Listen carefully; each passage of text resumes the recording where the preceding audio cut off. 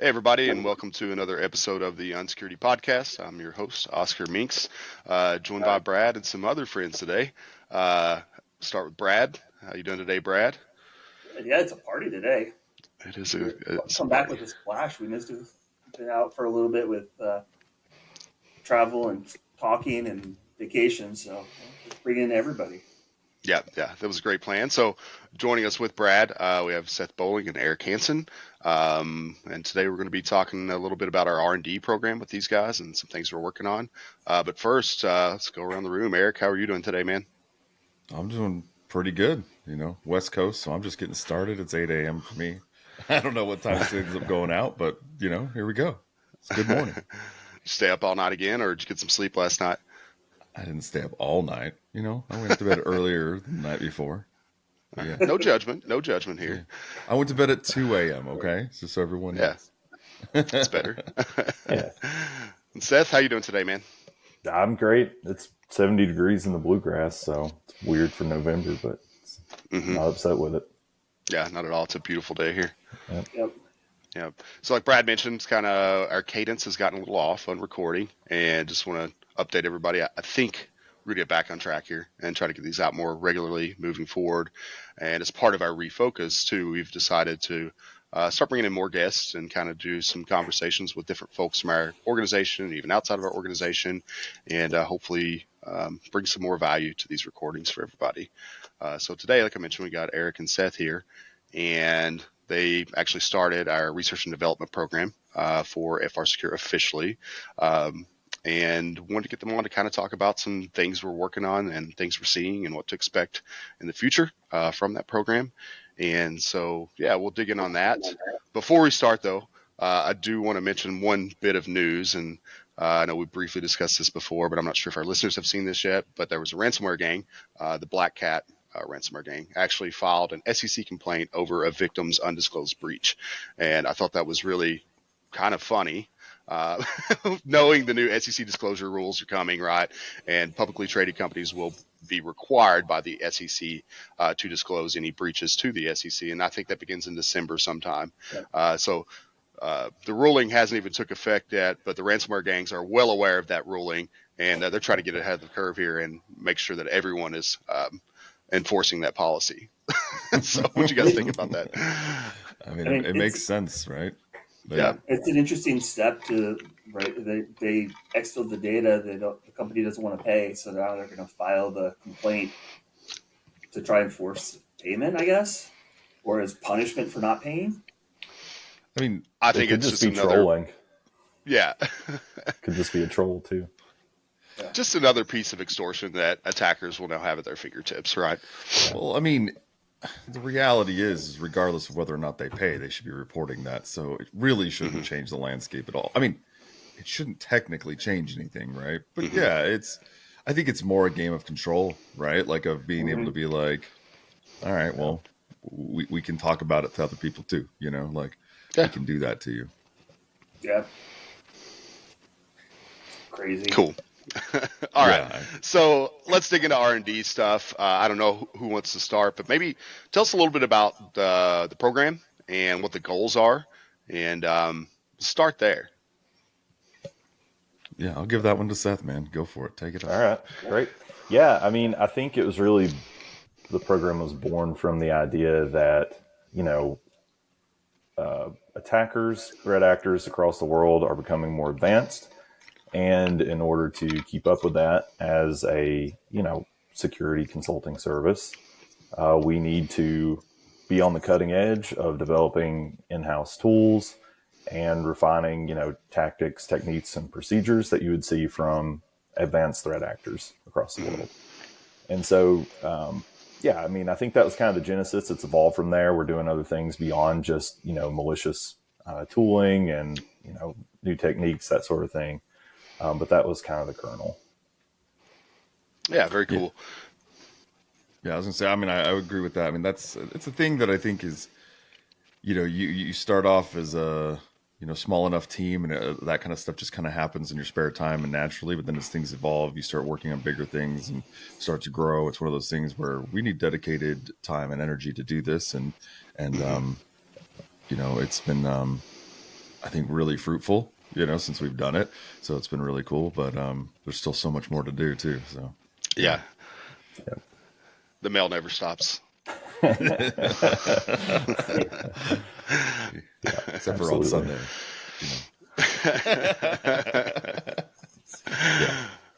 Yeah, I'm really excited about the program and where we're heading and all the things we've been able to accomplish already. And there's a lot of things planned for the future too, which I'm really excited about. I think a lot of your time, and maybe something that would be interesting to our listeners today, is you're working on defensive evasion techniques, right? And trying to, because of that too, we're improving our services for like red teaming engagements and things like that. Tell us, like, high level day to day, what does working on defensive evasion techniques actually look like? Yeah, I mean, I would say as far as defense evasion, most of my time is spent, reading Windows sysinternals and really understanding how the Windows operating system works. I mean, obviously, that's what 95% of the world's environments on Windows. Mm-hmm. So that's odds are, if you're building malware or trying to get around some sort of tooling, it's going to be based on Windows. So really understanding how the Win API works, how, beyond the Win API, syscalls and that sort of thing works, and understanding what those EDR hooks look like, locally, what that traffic looks like, if you're trying to develop a C2 or, you're implanting a C2 or something like that, what that looks like on the wire, and essentially trying to hide that. So, yeah, I mean, it's a lot of learning, really in-depth C code and the nuances of Windows. Yeah, super exciting. A huge part of it too is that with defense evasion or malware development in general and things like that, it's very cyclic. It's very like it's very much one of those things where you need to be learning all the novel stuff, all the cool stuff, all the tricky things, all the ways that EDRs or various defenses are working, the things they're looking for, and trying to find neat ways around it. But also, it goes through this phase where it kind of like it cycles between neat, cool tricks and just going back to basics.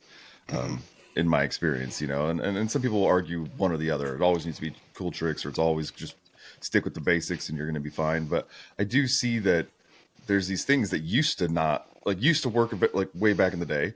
Then eventually they were getting caught and now they work again. You know what I mean? There's this thing where it's like, it almost seems like there's a situation where it's like, where do we focus now? Let's stop focusing on this thing and let's focus on that thing now.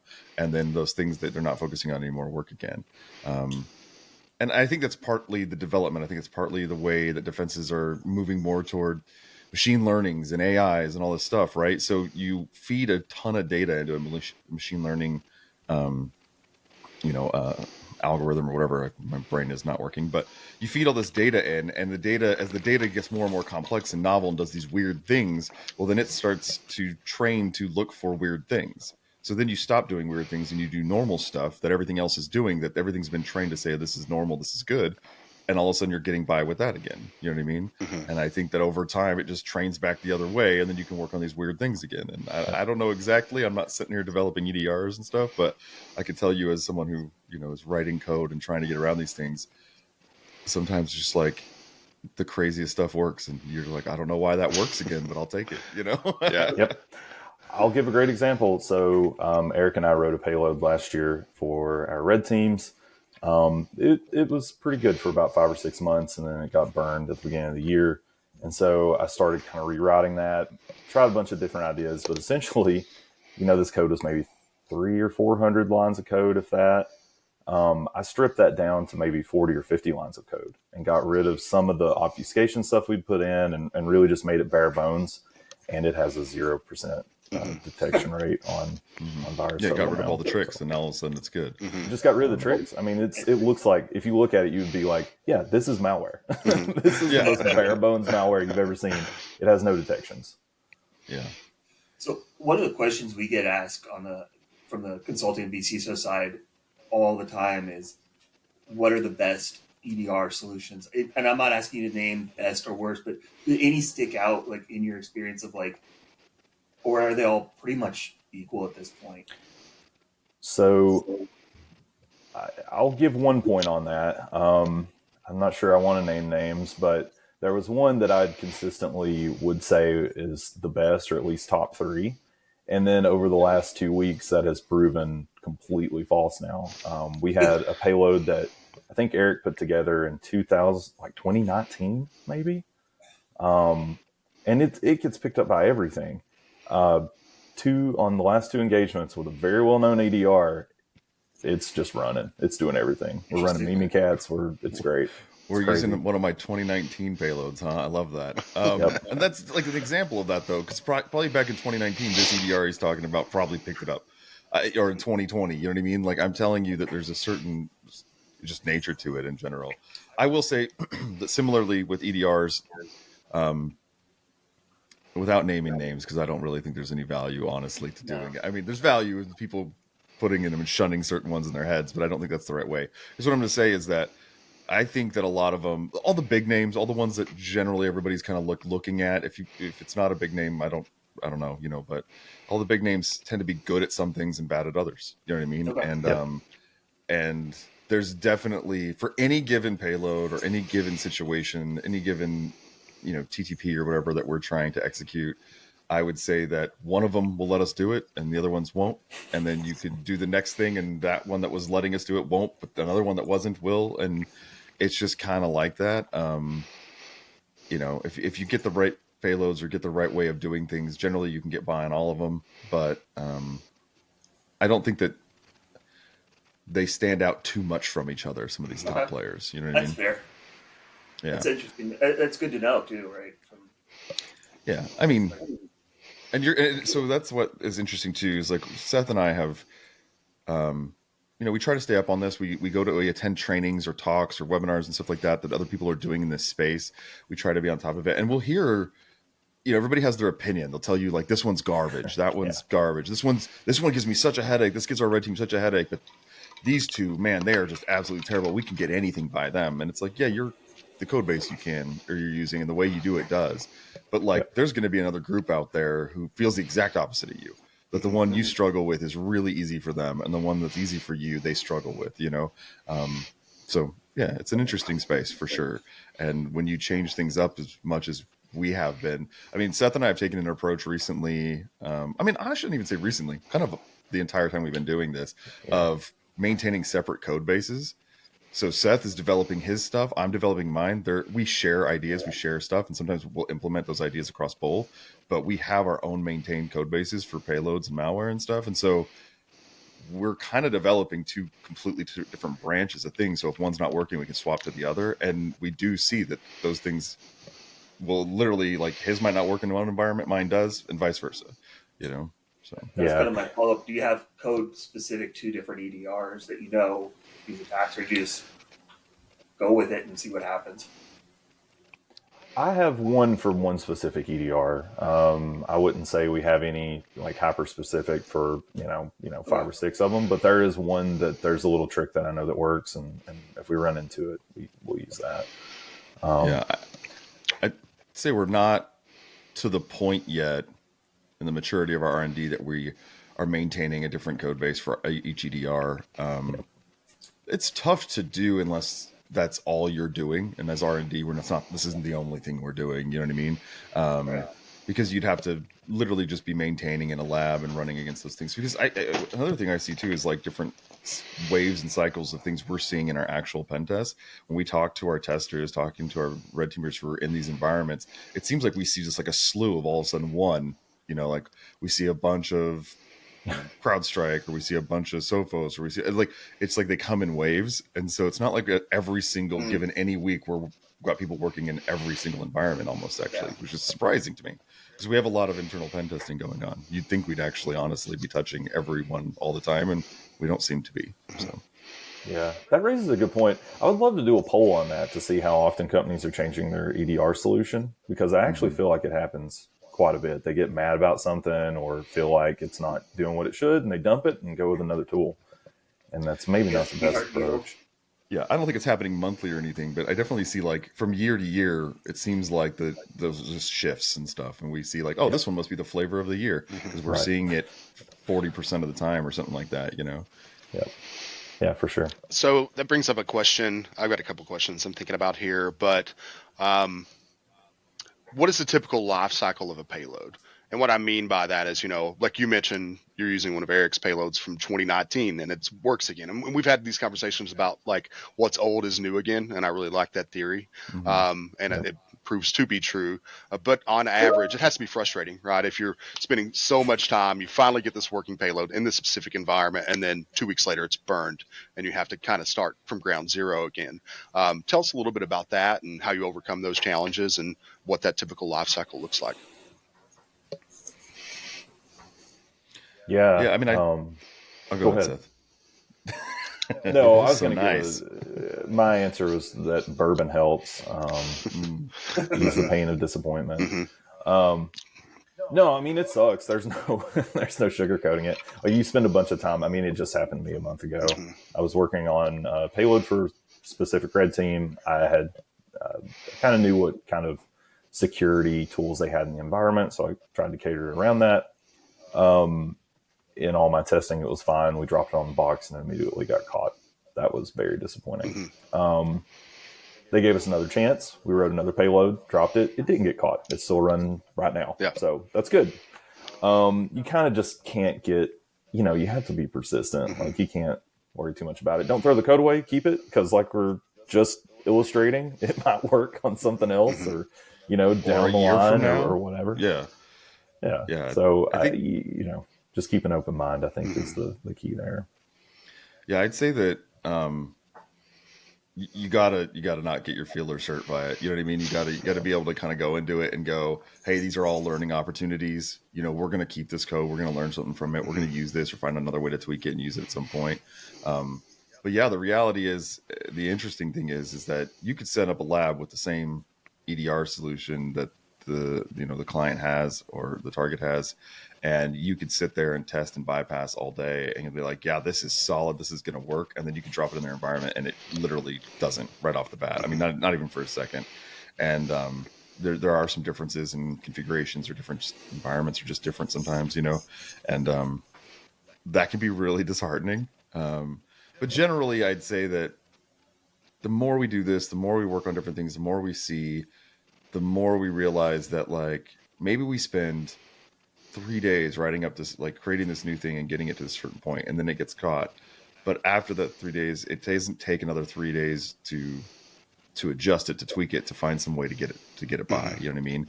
Sometimes you just got to understand why would this mean be getting there, and then what can I do? And like I said, knowing too, like, do I need a trick here, or do I need to just fly under the radar by doing normal stuff? As time goes on, one of the things I see more and more and more is that EDRs or any kind of machine learning models or any of this stuff, they're getting better and better at just detecting these very specific purposed executables or applications.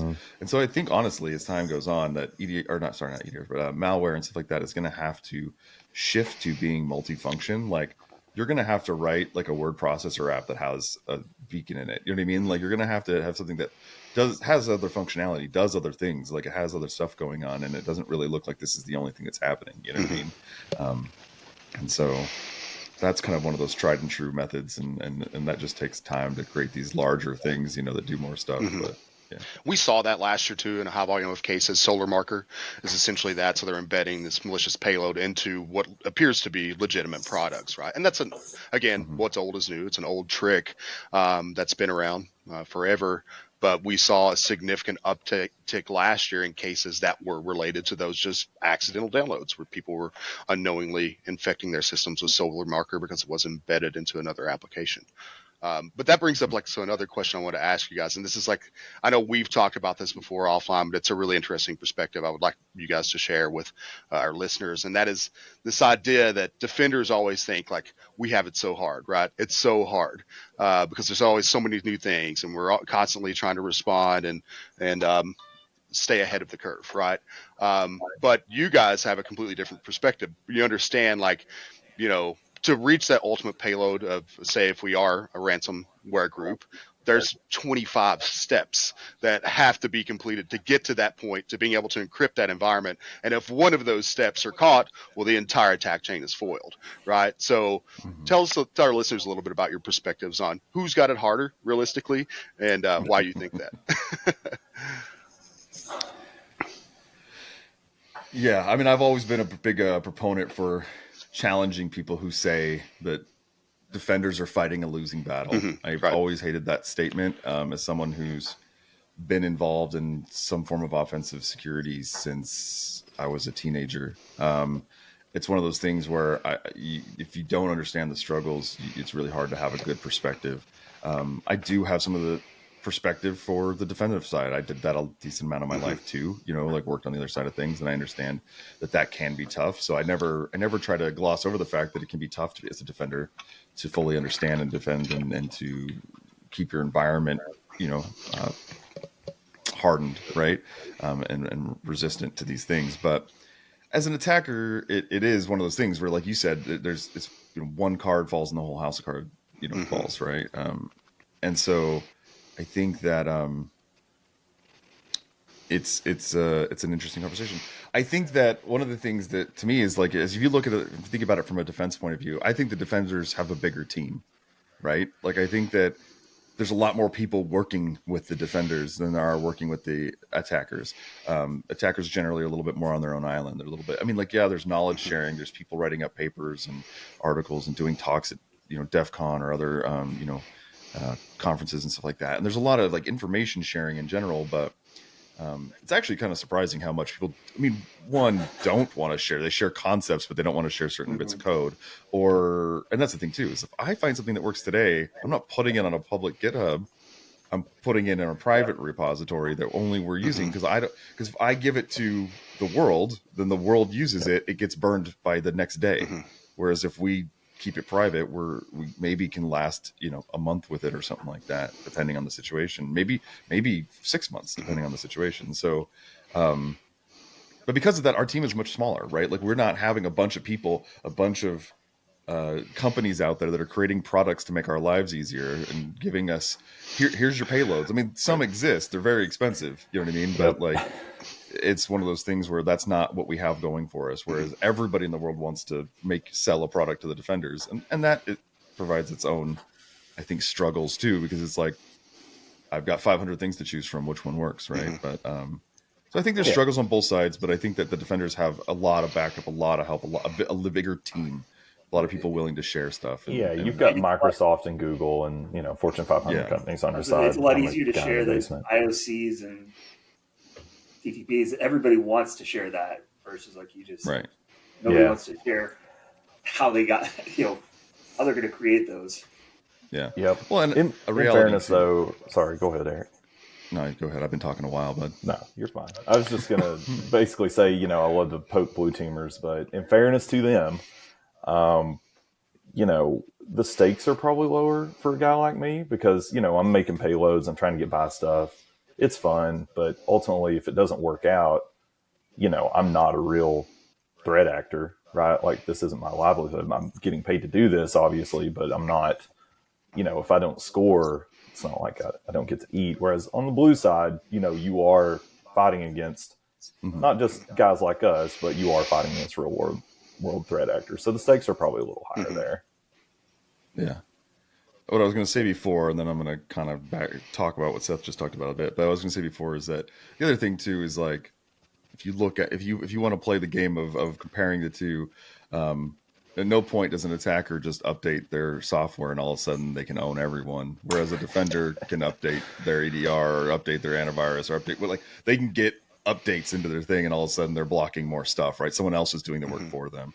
And generally that's not how it's working for an attacker. So there's those types of concepts. But the other side of the coin is that what Seth was just talking about, but also that there's a lot more attackers than it's a many to one issue, right? If you're a company and you're not thinking about how you have all these tools and all these other people and all this knowledge sharing, all this stuff and all this patching, but you're just thinking maybe me against that one attacker, I am in the advantage, right? Like I have more working for me, but spread it out across the fact that the whole world's trying to attack you at any given time, right? There's shotgun blanketed, attacks just being fired off at our organizations all the time, right?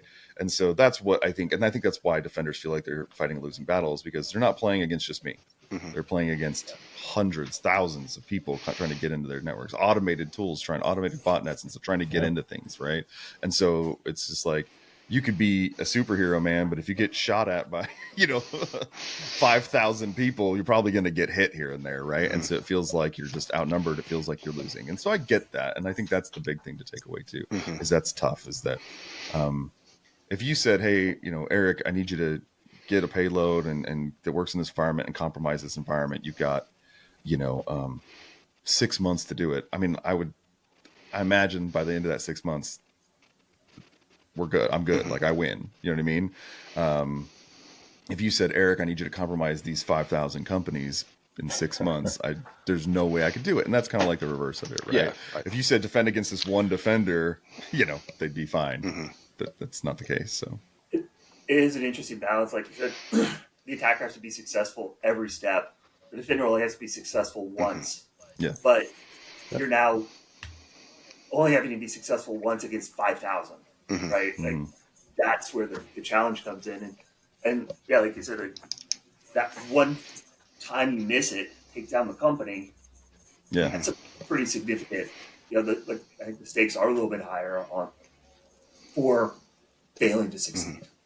Yeah, and it speaks to one of the dynamics and the difficulties with pen testing, security services in general too. Is like, you could hire any pen testing firm to come in and then test things, and they're going to be able to do their best and go through a lot of stuff and find a bunch of findings probably and help out and find all the stuff. But the reality is they're not 5,000 attackers, so even after you do all that, there might be something else that exists out there, right? We always have to have that mindset too, because Another interesting thing that I know we've observed over the last couple of years here is, so if we go back to 5-6 years ago, and this is coming from like the incident response side of things, almost every significant incident that we worked, say that resulted in an encryption event or massive data exfiltration, our attackers at that time were almost always using command and control, right? And Cobalt Strike seemed to be the preferred flavor at that time as well.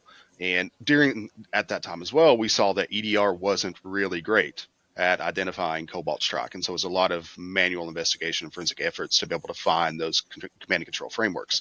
Now, fast forward to 2022 and 2023, we saw that EDR has gotten much better at identifying those command and control frameworks. And so as a result of that, what we're seeing in cases now is attackers kind of abandoning command and control as we typically think about historically, and using tools like AnyDesk, right? And so they're deploying these tools that maybe an MSP would use. Users may see these tools and not even be alarmed, like, oh, this is something IT must have put on my desktop, if they even notice that, right? And so we're seeing that shift. And I know that's a challenge that you guys deal with as well. Like, EDR gets better. We get better at automating detection of those command and control frameworks. So I think you guys are working on like maybe some custom stuff. Are you thinking about even evolving and saying, maybe we just go with AnyDesk or a similar application in some of these red team engagements, because that's what attackers are doing today? I mean, I would say that, we are always trying to consider different ways. I think one of the things that hamstrings us as good guy, bad guys, is the fact that we're not willing to necessarily take the same methods as actual attackers will in some situations, because in some situations actual attackers are weakening the environment of their target. They don't care, right? Yep. An attacker doesn't care if they just like punched a hole right into your network or anything like that, or made certain things available outside and it does certain things. So we always have to be careful about what the implications are about the things that we're doing, and making sure that we're not causing a breach by something what we're doing to get in. Yeah, you know what I mean? And so and I'm not saying any of the examples you necessarily gave are those things, but that we do always have to weigh those things and balance those things and say, yes, we want to emulate an attacker to the best of our ability, but also not at the expense of our client, and make sure that this is going to make sense for them and not, open them up to something or cause some other issue. So, but I mean, if these tools are being used internally, I mean, it's a classic example of living off the land, right? I mean, in a red team or, anything where you're trying to be more OPSEC, it's going to behoove you as an attacker to try to use the tools that are normalizing the environment, right? So, I mean, just working on an engagement right now where I found PS exec just all across the environment, and I was like, "That's great." It had been allowed, So this is a thing they use, and so just using that to run my payloads, it's awesome.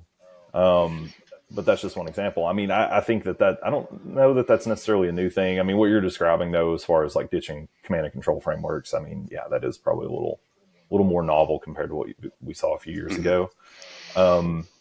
Yeah, I think we would absolutely consider it. I mean, we've done similar things as long as, like Eric said, it's not going to weaken the overall security of the environment.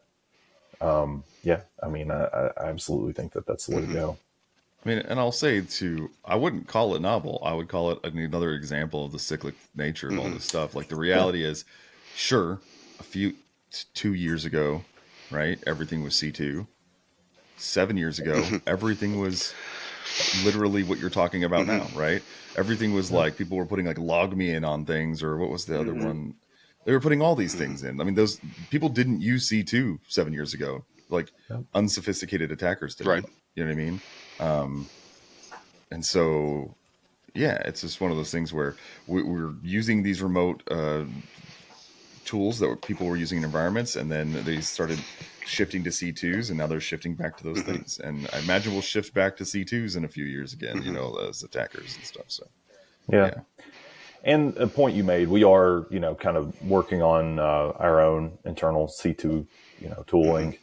Not quite to the full feature set of like a Cobalt Strike, but something, lightweight that we can drop on in a red team engagement that's going to give you basic functionality, remote command and control, file upload, the bare basics just to get you in.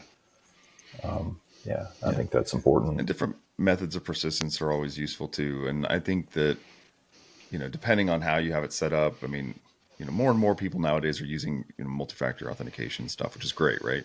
Before that, I mean, that was one of the ones you could use for persistence too. Is like you get something dropped in their environment, and maybe you get C2 going, but you're like, I don't know if the C2 is going to last. I might get burned. I might get popped out of here in an instant. But if I can get enough to be able to connect back in over their VPN and doing stuff again, and then start from another place, from other tools, and get something else going, I mean, those are ways to do it too. So yeah, we've definitely pivoted from C2 into VPN, into Citrix, things like that in the past. Like whatever we get our hands on, that's a new method in now. So Yep. Well, cool. This has been awesome. I think we're about at the end of our time here. I appreciate you guys coming on and having some good conversation with us today. We always like to close with a little shout out for someone or a group or whoever that you appreciate and want to give some props to. So, Seth, you're the closest to me on my screen. I'm going to start with you, man. Who you want to give a shout out to today? All right. Shout out to the University of Kentucky men's basketball team for making basketball fun again for me. We lost to Kansas, but that's okay. We look great. I'm having a good time. I'll second that. Yeah, I'm pumped to have a fun basketball team again this year. That was great. How about you, Brad? Yeah, I'm going to give a shout out to actually to my sister. She's been going through some medical stuff over the last couple of years and lost her house in a hurricane, and it sounds like things are finally turning her way. And so props to her for making it through the last couple of years. For sure. Good. Yeah, heck yeah, man. I'm gonna give a shout out to her too. Dang. Yeah. Yeah, man. That's rough, man. Yeah, for sure. Yep. No, I mean, and the great team that I work with, great, everybody. Love them. Love you guys. That's it. I'm gonna give a shout out to you guys too. I appreciate you guys coming on here. We do have an awesome and amazing team, and feel blessed and lucky and thankful every single day to get to work with all of our folks on our awesome team, and that's everyone. So, well, heck yeah, thank you guys. Thanks everybody for tuning in to another episode, and we will talk to you soon. See ya. Thanks, guys.